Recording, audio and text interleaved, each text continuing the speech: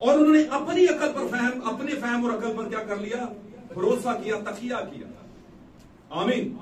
और आज भी आपको लेफ्ट राइट में ऐसे लोग नजर आएंगे जो आपसे सवाल करेंगे, क्योंकि उनकी अकल और उनका फहम, उनका नजरिया, वो उस पर तकिया करते हैं, वो उस पर भरोसा करते हैं।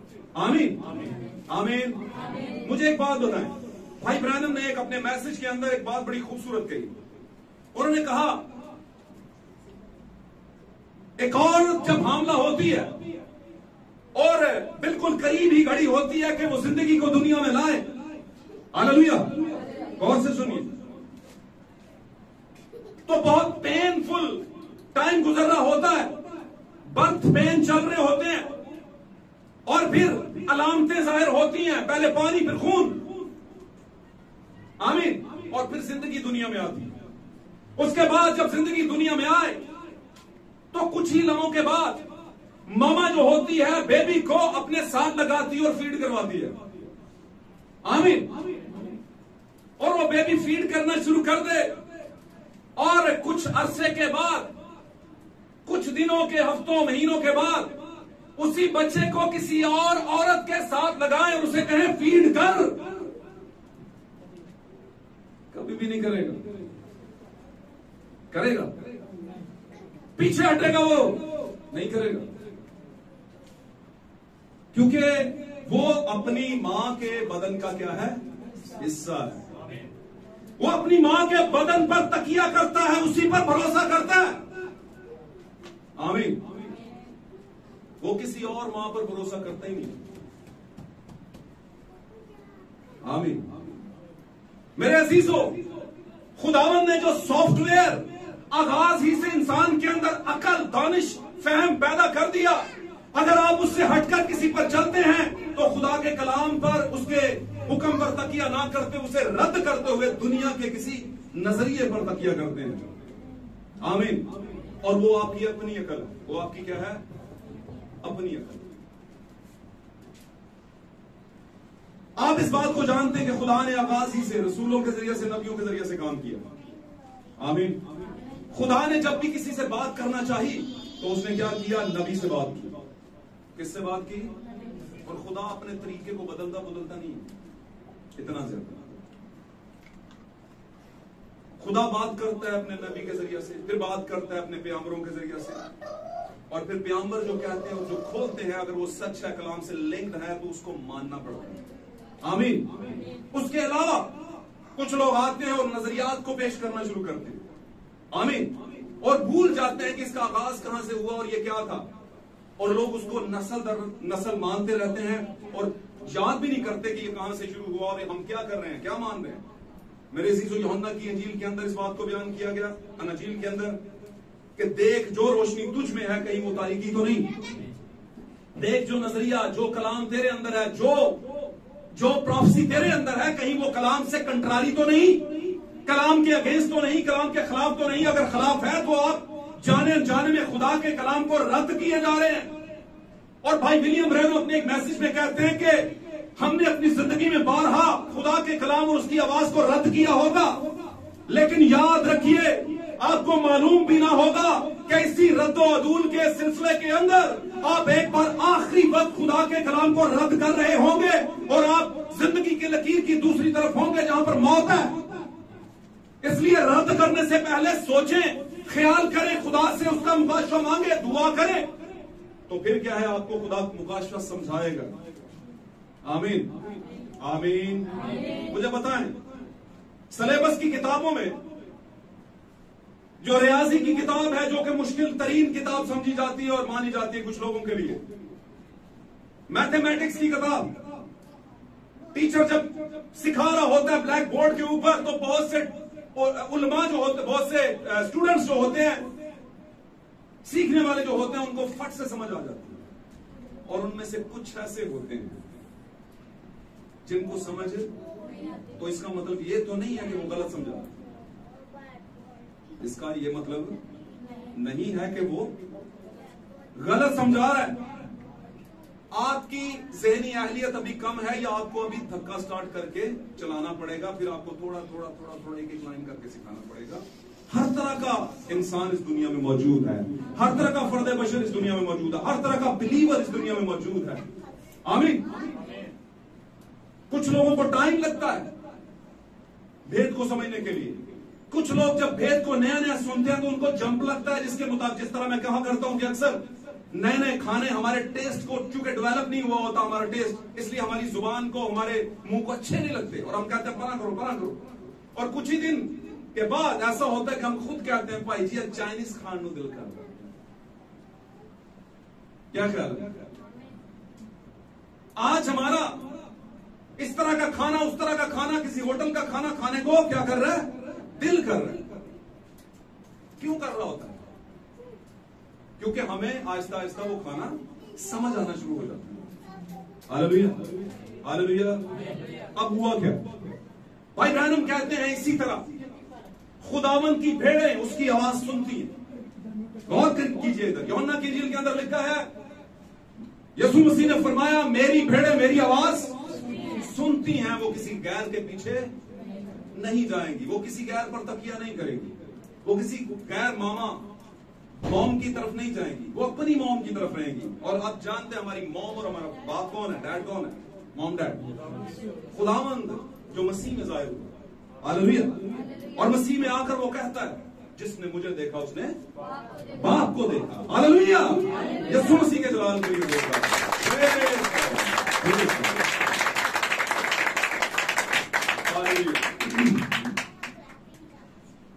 मेरे अजीजों, आज हम सीख रहे हैं अपने फहम पर तकिया ना करें, अपने फहम पर तकिया ना करें। आपको पता है जब अदन के अंदर पहली औरत ने अपने फहम पर तकिया किया तो सिर्फ उसने अपने लिए कुछ ना किया, बल्कि अपनी पूरी नस्ल के ऊपर वो मौत लेकर आई और मौत में फंसा दिया उसने पूरी नस्ल को। आमीन। उसने पूरी नस्ल को मौत में फंसा दिया। हालेलुया। अब हुआ क्या? इतना बड़ा मसला खड़ा हो गया कि पूरी नस्ल मौत में चली गई। उसका फिदिया आरजी जानवरों से नहीं हो सकता था। हालेलुया। आरजी जानवरों से उसका फिदिया नहीं हो सकता था।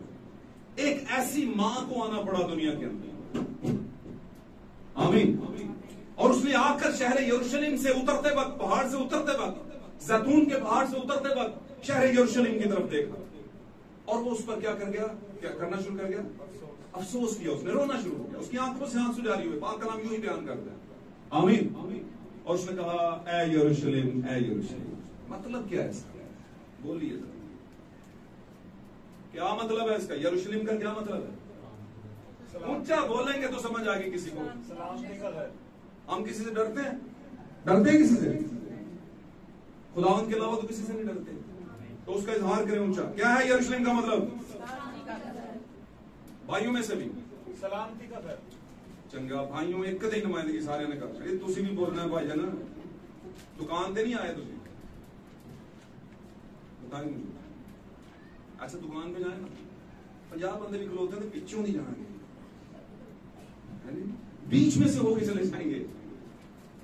ज्यादा पीछे नहीं जाना चाहता। बहुत सी और भी जगह जहां पर आप ऊपर से चढ़ के भी ले आते हैं अंदर से। इतनी सी खिड़की होती है, बीच में से निकाले, यार मेरे पैसे पड़ो पहले मेनू दो। जो पुराने हैं वो समझ गए इस बात, समझे कि नहीं समझे? समझ। कितने समझदार हैं दुनियावी मामले। 2-2 साल 100 साल पुरानी बातें भी याद है हमें जो बुराई में की थी।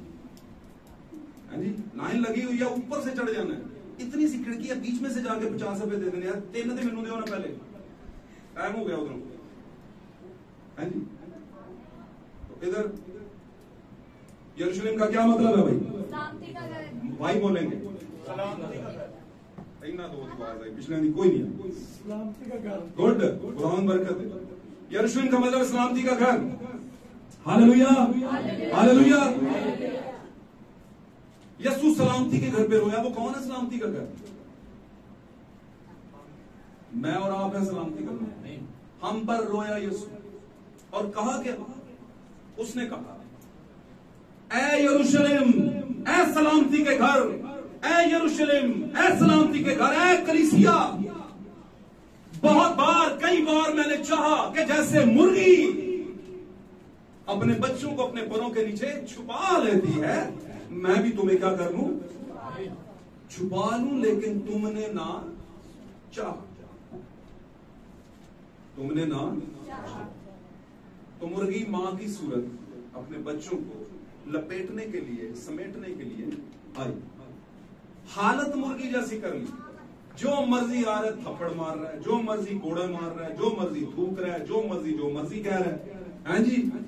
फतवे लग रहे हैं, बुरी हालत की हुई है। पाक कलाम बयान करते उसे नंगा कर दिया गया, और पाक कलाम एक शहादत मिलती है कि औरतें दूर से देख रही थी क्योंकि करीब आने में शर्म महसूस होती थी। समझे मेरी बात? बड़ी तजलील की गई उसकी, जैसे मुर्गी उड़ नहीं सकती, जो कोई मर्जी उसे दबोच सकता है। मेरी बात समझो? अब नहीं वो मुर्गी की तरह आएगा, और ना ही वो अब मुर्गी की तरह है सातवें ज़माने में। इकबाल ने क्या खूब कहा था, झपटना पलटना पलटकर झपटना, झपटना पलटना पलटकर झपटना लहू गर्म रखने का है एक बहाना। शाहीन की बात, उकाब की बात। कहता है मैं लहू को गर्म रखता हूं, सिर्फ आगे कुछ भी नहीं होता, लेकिन झपट रहा होता हूं और फिर पलट रहा होता हूं, झपट रहा होता हूं और फिर पलट रहा होता हूं, क्योंकि मैंने खून को क्या रखना है? गर्म रखना है। खुदावंद ने कहा था कि तू गर्म हो जा या क्या हो जा। तो उकाब गर्म रहता है। उकाब क्या रहता है? उसका खून। तो अगर आप कहीं ना कहीं पे सर्द पड़ चुके हैं तो उकाब नहीं है कम से कम, या फिर सुते हुए उकाब हो। क्या है उकाब? हम फिर सोए हुए उकाब का क्या फायदा? एक मिसाल मैंने पिछली बार सुनाई थी। ऊंटनी के बच्चे ने ऊंटनी से पूछा, ऊंटनी के बच्चे ने सुनाई थी? नहीं सुनी। ऊंटनी के बच्चे ने ऊंटनी से पूछा, मामा। उसने कहा जी बेटा। उसने कहा ये हमारी कमर के ऊपर कुबड़ क्यों होता है? इतना बड़ा कुबड़ हमारी कमर के ऊपर क्यों होता है? उसने कहा बेटा हम रेगिस्तान के जानवर हैं। खुदावंद ने हमें क्रिएट इस तरह का किया है कि रेगिस्तान में दूर दूर तक पानी नहीं मिलता, इसलिए हमें पेट से ऊपर की तरफ बढ़ावा दिया है ताकि हम ज्यादा मात्रा में, ज्यादा उसमें मिकदार में पानी को ऑब्जर्व कर लें, ताकि आगे कहीं पानी करीब करीब ना भी मिले तो हम उसी को इस्तेमाल कर लें, उसी से अंदर अपने आप को रिलैक्स कर लें। बात समझे? अच्छा। उसने कहा वेरी गुड मामा। एक और सवाल। उसने कहा बोलो बेटा। उसने कहा मामा ये हमारी आंखों में बड़ी बड़ी आईलिशेस क्यों होते हैं? ये चिमनियां, पलकें, गुड, पलकें इतनी नीचे क्यों है? उनकी बड़ी बड़ी पलकें होती है नीचे। अगर ऊंट को या ऊंटनी को आप देखें तो उनकी आंखों के ऊपर ऐसे बाल। उसने कहा बेटा क्योंकि हम रेगिस्तान के जानवर हैं, इसलिए खुदावंद ने हमें वहां पर जब आंधियां और झक्कड़ चलते हैं तो वहां पर क्या होता है? रेत उड़ती है। तो हमारी आंखों को महफूज रखने के लिए खुदावंद ने हमें क्या दिए हैं? आईलिशेस बड़े बड़े। आमीन। उसने कहा वेरी गुड। उसने कहा मामा। बोलेगा जी बेटा। उसने कहा मामा ये हमारे इतने इतने बड़े पांव क्यों होते हैं? ठीक है ना, दूसरों के तो इतने इतने होते हैं, इतने इतने होते हैं, हमारे क्यों इतने इतने होते हैं ऐसे फैले हुए? उसने कहा बेटा रेगिस्तान के अंदर सफर बहुत लंबा होता है और पांव आम से हो तो थक जाते हैं जी। तो इसलिए खुदावंद ने हमें क्या किया है? ऐसा डिजाइन किया है कि हम रेगिस्तान के हैं, बनाए गए हैं, तो फिर हमें पांव बड़े बड़े दिए कि हम थक ना जाए और हम ट्रैवल अच्छा सा करें। उसने कहा वेरी गुड मामा। एक और सवाल, और ये आखिरी सवाल है। ये सवाल बड़ा खतरनाक है। कहते हैं बच्चे गैर सियासी होते हैं। बच्चे क्या होते हैं? बच्चे सियासत नहीं होती। भैन जी पीछे भैना बैठी है।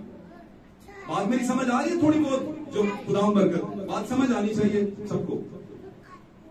तो बच्चे गैर सियासी होते हैं, घरों में जिन्नियां मर्जी पट्टियां बनाई और ऐ नहीं दसना ये कहां से लाए हो कपड़े, वो कहां से लाए, ये नहीं दसना। उन्होंने आंदे ही भैन भांडा पहले ये कोई खोलना है।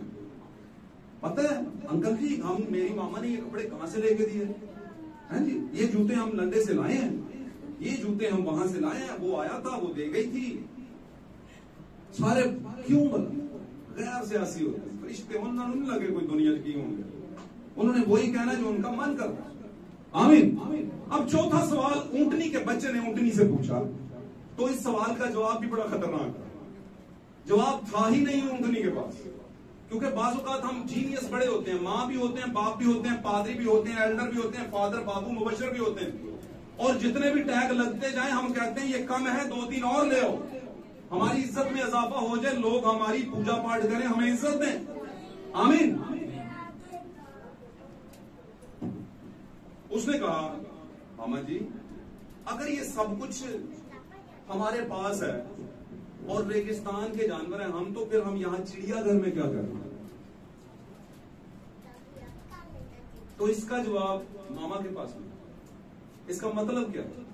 इसका मतलब यह है कि किसी ने उनको पकड़ा और उनको चिड़ियाघर में डाल दिया और उनकी पोजीशन में फर्क आ गया। अब उनके पास क्वालिटीज तो सारी हैं, लेकिन वो अपनी जगह तब्दील कर चुकी है। वो उस जगह पर नहीं है जिस जगह के लिए उन्हें बनाया गया। तो अगर हम रेगिस्तान के लिए, उसकी आंधियों के लिए, उससे मुकाबला करने के लिए, उसमें सफर करने के लिए, आमीन, और हमारे अंदर खुदावंद ने कैपेसिटी रखी है कि पानी ज्यादा से ज्यादा हम ऑब्जर्व कर सकते हैं, और सारी ही चीजें हमारे जो आंखें हैं वो क्या नाम है, आईलिशेस हैं, बड़े बेहतरीन बनाए हैं, सब कुछ हमें फंडामेंटल किया है, खूबसूरत बनाया है, तो हम कहां पर पड़े हुए हैं? इस पर गौर करना है। कभी कभी हम गौर नहीं करते। हम कहते हैं कि यही ठीक है, चिड़ियाघर में कम से कम शिकारी का डर तो नहीं बेटे, चिड़ियाघर में कम से कम ये तो नहीं कि हमें आज खाना मिला है कल नहीं मिलेगा, रेगिस्तान में तो पता नहीं कुछ पानी मिलता या ना मिलता, यहाँ पे तो डेली वो बंदा आता है कनस्तर भर के पानी का देता है, पियो जी तुम्हारा बेटा भी पिए। आमीन। हमें यहाँ पर चारा सही मिलता है और हम क्या है, कंफर्ट जोन के बंद के बैठ गए हैं। और क्या चाहिए हमें? हमारे बच्चे को बाहर भेज रहे हैं, वो हमारे लोगों को सेंट स्कूलों में दाखिले डलवाएं, हमारे बच्चों को, हमारे लिए कॉलेज बनाए, यूनिवर्सिटियां बनाई। उत्तर इतना ही ठीक है, यही ठीक है, ये अंत आता है हमारे। अब कलाम क्या कहता है? भूल जाओ इस बात को, वो पादरी छोड़ो, उसको रहने दो, वो बोलता रहता है, उसकी क्या बात है? क्या हमें रोटी देता है? क्या हमें पानी देता है? क्या हमारे बच्चों को? आमीन। मेरे अजीजों भाई विलियम ब्रैनम अपने एक मैसेज में कहते हैं, मुझे आज उनके मैसेजेस में से काफी कोटेशंस याद आ रही हैं। वो कहते हैं कि लोग दुनिया का इल्म हासिल इसलिए करते हैं क्योंकि वो इल्म पर तकिया करते हैं कि इल्म हमें रोजी देगा, रोटी देगा, इज्जत देगा और सारी ही चीजें। कहता है ये वक्ती हैं, देगा, जरूर देगा, लेकिन एक वक्त आता है कि उसी इल्म के पलड़े के अंदर हम खुदा के कलाम के इल्म को तोल रहे होते हैं, खुदा के कलाम को भी उसी में लेकर समझ रहे होते हैं। उस इल्म के साथ आप इस इल्म को समझ नहीं सकते। इसको समझने के लिए खुदा के मुकाशफा की जरूरत है। Hallelujah, hallelujah. और ये खुदा का मुकाशफा आप जानते हैं, खुदा की रूह की हजूरी के बगैर नहीं आता। मुकाशफा खुदा की रूह की हजूरी के बगैर आपको नहीं मिलता। आप जानते हैं 120 की जमात पर जब रुकुद उतरा तो उनको एक मुकाशफा मिला। वो मुकाशफा क्या था? क्या था मुकाशफा? किसी को याद? मुकाशफा क्या मिला? जी, इमाल 2:38 के अंदर ये मुकाशफा था। पतरस की पहली स्पीच, पहला खिताब। उन्होंने कहा भाइयों हम क्या करें? उसने कहा तौबा करो और तुम में से हर कोई अपने गुनाहों की माफी के लिए खुदावंद यीशु मसीह के नाम से बपतिस्मा ले, तो रूह कुद्दस क्या पाओगे? इनाम में पाओगे। ये था मुकाशफा। इससे पहले कभी भी किसी ने भी यीशु मसीह के नाम का बपतिस्मा नहीं दिया। आमीन। सभी पहले यही सोच रहे थे कि यीशु तो ये कह के गया बाप और बेटे रूह कुद्दस के नाम में बपतिस्मा दो। जब रूह कुद्दस मिला तो मुकाशफा मिला। फिर पता चला ये तीन की हस्तियां जो हैं किसके अंदर बसती हैं, किसके अंदर रहती हैं। और मैं कभी कभी कहता हूं कि उनको फौरन से खुदावंद ने वो आयत याद दिलवाई होगी। यशायाह की किताब के अंदर, यशायाह की किताब के अंदर लिखा है 9:6 के अंदर। आमीन। क्या लिखा है? वो अब्दियत कबाब, सलामती का शहजादा और खुदाए कादिर होगा। किसकी बात हो रही थी? खुदावंद यीशु मसीह। ये मुकाशफा उन पर खुला। मेरे अजीजों कभी कभी रॉ मटेरियल हमारे पास होता है, लेकिन हमें उसको सेट करने का तरीका नहीं होता। सेट करने का तरीका हमें नहीं होता। मैं कभी कभी ये बयान करता हूं, पूछता हूं लोगों से कि क्या आपने सेब का बीज बोया हो तो उसके ऊपर कभी